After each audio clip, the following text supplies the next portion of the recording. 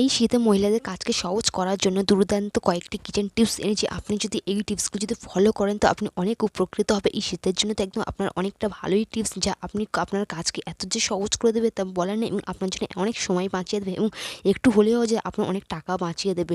চলুন দেখে নেওয়া যাক আজকের প্রথম টিপসগুলো। তো দেখুন এখানটা আমি এই যে এখানটায় দেখতেই পাচ্ছেন যে আমি এই যে বালা চুড়িগুলো পরি না, তো কী হয় এই শীতের সময় আমি যদি আমরা কোনো কিছু পরতে চাই তো কী হয় না, আমাদের হাতটা একদম চিড়ে যায়, হাতে ব্যথা করা। এটা দেখবেন, লক্ষ্য করে দেখবেন, যদি আপনি যদি একটু ময়শ্চারাইজ হাতে যদি এইভাবে যদি এটা মাখিয়ে নেন, তারপর যদি কোনো চুড়ি বা বালা যদি আপনি পরেন তো দেখবেন আপনার হাতে কোনো রকম ব্যথা ছাড়া খুব সহজে আপনি স্মুথলি পরে নেবেন। দেখুন এই টিপসটা অবশ্যই ফলো করবেন। দেখুন অনেকেরই এই সমস্যাটা দেখা যায়, ধরুন চুড়ি ছোটো সাইজের লাগে কিন্তু পরতে গেলে আমাদের হাতে এই জায়গাটায় লাগে। তো আপনি যদি এইভাবে যদি ময়শ্চারাইজ পরে নিয়ে লাগান, যদি চুড়ি পরেন তো দেখবেন খুব সহজে ঢুকে যাবে। আর খুলবার টাইমে এই পদ্ধতিটাই করে নেবেন, দেখবেন আপনার হাতে কোনো রকম ব্যথা হবে না, খুব স্মুথলিভাবে আপনার চুড়ি খুলে আসবে। চলে যাচ্ছে পরবর্তী টিপসে। এই টিপসটিও আপনার অনেক কাজে আসবে। দেখুন এখানটা এই যে শীতের সময় বা নর্মালি আমরা যখন রুটি করি, বিশেষ করে শীতের সময় তো রুটিটি একদম শুকিয়ে যাচ্ছে না, রুক্ষ শুকনো হয়ে যাচ্ছে, যা বেশিক্ষণ রাখতে পারছি না। তো এই টিপসটি অ্যাপ্লাই করে যদি আপনি রুটি করেন তো দেখবেন আপনার রুটি দীর্ঘ সময় পর্যন্ত নরম থাকবে। সে রুটি মাখার সময় একটু তেল আর একটু লবণ আর গরম পানি দিয়ে চেষ্টা করবেন এই শীতের টাইমে একটু হলে যে আপনি পানিটা একটু গরম করে দিয়ে আপনি রুটি মাখবেন, দেখবেন আপনার রুটি দীর্ঘ সময় পর্যন্ত নরম থাকবে এবং ফুলবেও বেশ ভালোই হবে। তো ভালো করে ময়াম দিয়ে আপনি রুটি করবেন, দেখবেন রুটিগুলো বেশ ফুলকো ফুলকোই হবে। তো এইভাবে যদি আপনি এগুলো নাও দিতে পারেন, যদি আপনার কাছে যদি বেকিং সোডা হয়, যে আমরা নর্মালি অনেক রান্না খেতে দিয়ে থাকি, আপনি রুটি করার ক্ষেত্রেও দেবেন, তো দেখবেন রুটিও নরম তুলতুলে থাকবে, বেশ খানিকক্ষণ পর্যন্ত রুটিগুলো নরম তুলে থাকবে।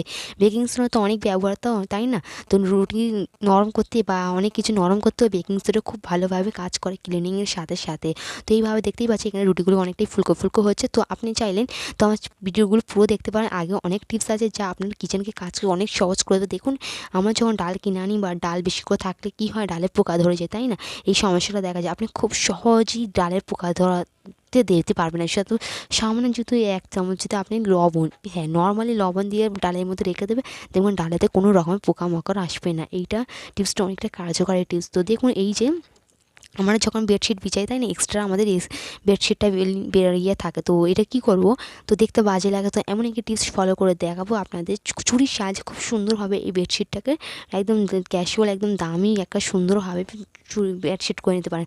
দেখুন এখানটা আমি এই বেডশিটটা নিয়েছি, তো এইভাবে আপনি বেডশিটটাকে তো চুড়ির মধ্যে দিয়ে দেখুন, দেখতেই পাচ্ছেন, তো এইভাবে লাগিয়ে আর এখানটা আপনি রাবার ব্যান্ড দিয়ে সিকিউর করে নেবে, তো দেখতে খুব সুন্দর লাগবে। যদি এইভাবে যদি রাখেন, কোনো গেস্টও আসে তো দেখতে খুবই ভালো লাগবে। এইভাবে রেখে দেবেন, দেখবে 4 কোণে যদি 4টে চুড়ি এইভাবে যদি লাগিয়ে রাখবেন, দেখতে খুবই ভালো লাগবে। একদম ইউনিক একটা আপনার ঘরে একটা ইউনিকনেস আসবে।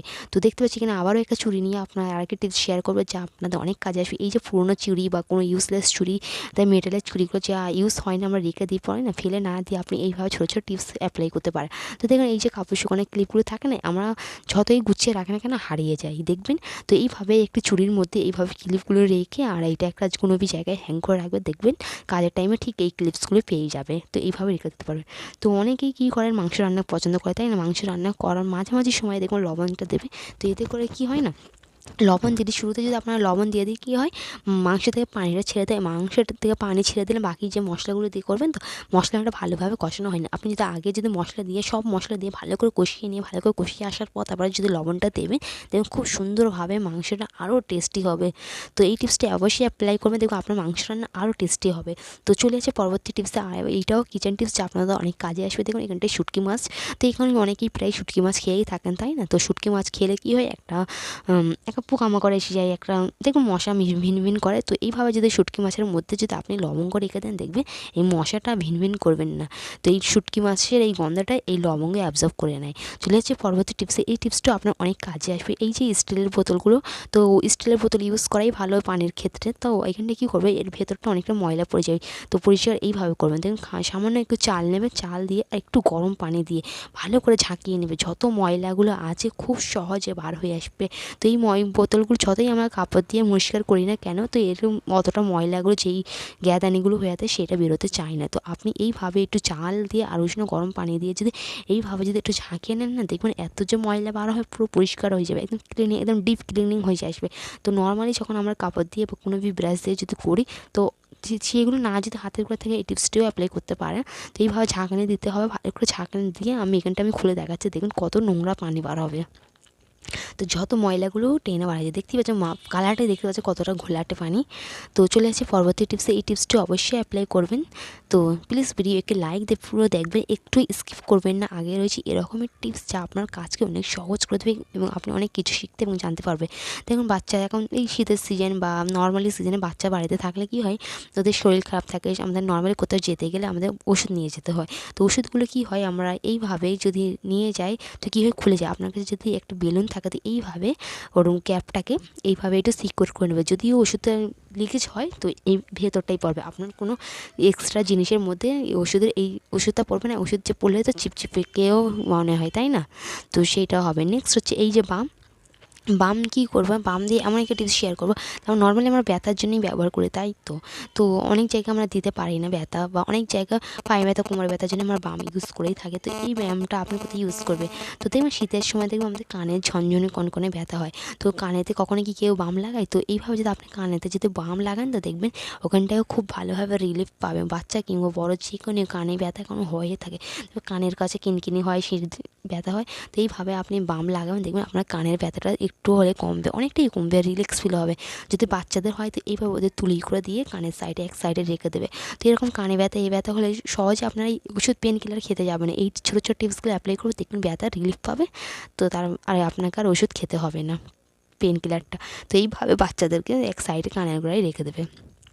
তো আশা করি টিপসটা অ্যাপ্লাই ভালো লেগেছে। তো দেখবেন রিল্যাক্স ফিল হবে এবং ব্যথাটা খুব সহজেই চলে যাবে। চলে যাচ্ছে পরবর্তী টিপসে। তো ঠিক তেমনই আপনার এই যে পায়ের তালুতেও ব্যথা করে, দেখবেন কেমন একটা ব্যথা করে। আমাদের শীতের সময় মোজাই তো পরি, তাই না? মোজা পরার আগে যদি এইভাবে যদি আপনি একটু বাম লাগিয়ে দেওয়ার পর তারপর যদি মোজা পরেন না, দেখবেন আপনার পায়ে ব্যথাটা খুব ভালোভাবে রিল্যাক্স ফিল হবে। তো মোজা পরলে কী হয়, আমাদের পায়েতে একটা গরম আসে, তাই না? গরমের জন্য আমাদের শরীর একদম গরম থাকে পায়ের মোজা থেকেই।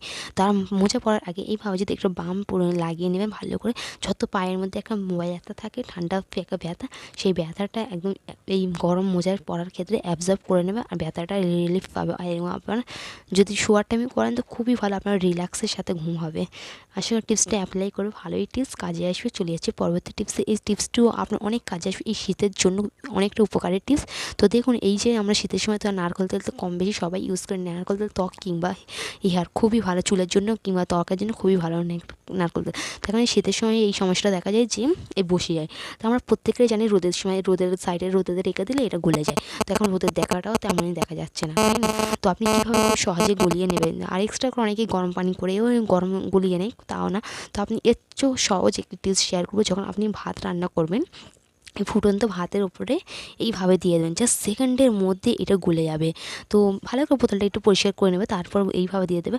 আর চিন্তার কোনো কারণ নেই যে বোতলটা যে গলে যাবে, যেহেতু এটা খুব একটা কড়া প্লাস্টিক নয়, লাইলনে একদম এটা গলবে না। অনেকটা লাইলনের চিন্তার কারণে একদম সেকেন্ডের মধ্যে আপনার একদম গলে যাবে। তো এখানে দেখলাম আমি এখানটায় নাড়াচাড়া করে নিচ্ছি একটু, যাতে ভালোভাবে গলে আসে। তো এখানে দেখুন খুব সহজে গলে গেল, ইনস্ট্যান্ট আপনি খুব সহজে গলিয়ে নিতে পারলেন। ভাত তো আমরা ডেলি রান্না করি, তাই না? বাঙালির ভাত রান্নাই আমরা ডেলি করি। তো এই রান্না করবার সময় দেখবেন এইভাবে আপনি তেলটা গলিয়ে নিতে পারবেন। তারপর ইউজ করবেন, দেখবেন স্নানের আগে কিংবা স্নানের পরে যারা যেমন লাগায়, হাতে পায়ে যেখানে লাগাবে, দেখবেন অনেকটা কাজে আসবে। প্লিজ ভিডিও ভালো লাগে ভিডিওকে লাইক দিয়ে আমার চ্যানেলটাকে সাবস্ক্রাইব করে আমাকে সাপোর্ট করতে পারেন। আমি এই ধরনের ভিডিও রোজই নিয়ে আসি আপনাদের জন্য।